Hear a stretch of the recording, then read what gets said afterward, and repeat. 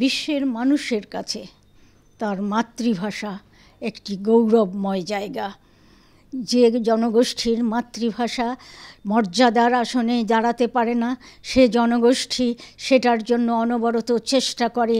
বিশ্বজুড়ে এমন ঘটনা অনেক ঘটেছে, সেটা আমরা জানি। ছোট ছোট দেশগুলোতে যারা ঔপনিবেশিক শাসন ক্ষমতা বলবৎ রেখেছিল, তারা সেই সব জনগোষ্ঠীর মাতৃভাষাকে বিলুপ্ত করে দিয়ে নিজের মাতৃভাষা প্রতিষ্ঠিত করেছিল তাদের জীবনে। আমার যখন মনে হয়েছে যে মাতৃভাষার প্রশ্নে নানা মানুষের সঙ্গে পরিচিত হলে তাকে জিজ্ঞেস করতাম তার মাতৃভাষা কি। একবার ইউনেস্কোর মিটিংয়ে আমি আমন্ত্রিত হয়ে গিয়েছিলাম। আমার পাশে বসেছিলেন একজন মহিলা, তিনি খুব চমৎকার ফরাসি ভাষা বলছিলেন, কিন্তু তার দেশ আফ্রিকার কোনো একটি ছোট রাষ্ট্র। আমি তাকে জিজ্ঞাসা করলাম, আপনার মাতৃভাষা কোনটা? তিনি একটু মুখটা একদম একটু অন্যরকম হয়ে গেল তার চেহারা। বলে, আমার মাতৃভাষার মর্যাদা আমরা হারিয়েছি, কারণ আমাদের দেশটি ফ্রান্সের ঔপনিবেশিক দেশ হিসেবে অনেক দিন ধরে তাদের অধীনে চলে আসছে এবং তারা আমাদেরকে বাধ্য করে ফরাসি ভাষা শেখার জন্য। আমি তখন হেসে বললাম, বাহ, আপনি তো চমৎকার ফরাসি ভাষা বলেন। বলে, শিখতে বাধ্য করলে আমাকে তো বলতেই হবে।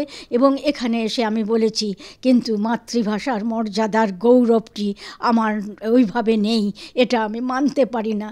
তার মুখটা ম্রিয়মাণ হয়ে গেল যখন তিনি এই কথা বললেন। আজকের দিনে আমরা যখন এই সব কিছু ভাবি, তখন আমাদের মনে হয় যে ইউনেস্কো 1999 সালে 21শে ফেব্রুয়ারিকে আন্তর্জাতিক মাতৃভাষা দিবস হিসেবে ঘোষণা করেছে। তখন ইউনেস্কোর ডিজি ছিলেন ইরিনা বোকোভা এবং তিনি এই ঘোষণাটা দিয়েছিলেন। আমাদের দেশের বেশ কিছু মানুষ তারা ইউনেস্কোর কাছে এই আবেদন করেছিল যে বাংলা ভাষাকে আন্তর্জাতিক মাতৃভাষার মর্যাদা দেওয়ার জন্য, এবং তিনি সেই জায়গাটি স্বীকার করে নিয়ে সেই মর্যাদার জায়গা দিয়েছেন এবং 21শে ফেব্রুয়ারিকে বিশ্বজোড়া মানুষের কাছে পৌঁছে দিয়েছেন।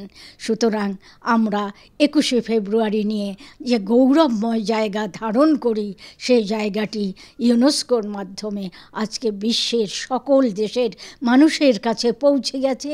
এই গৌরব, এই অর্জন নিয়ে আমাদের যাত্রা অব্যাহত থাকবে। আমাদের আগামী দিনের প্রজন্ম এই অব্যাহত যাত্রাকে নানাভাবে বাড়াতে পারবে।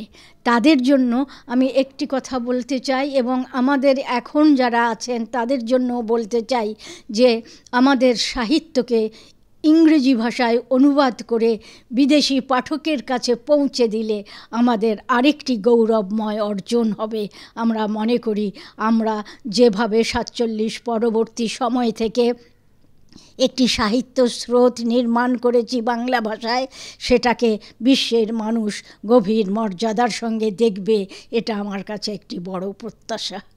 সংবাদ, ফিচার ও অনুষ্ঠানের জন্য ভিজিট করুন সংবাদ প্রকাশের ওয়েবসাইট এবং যুক্ত থাকুন ফেসবুক পেজ ও ইউটিউব চ্যানেলের সঙ্গে।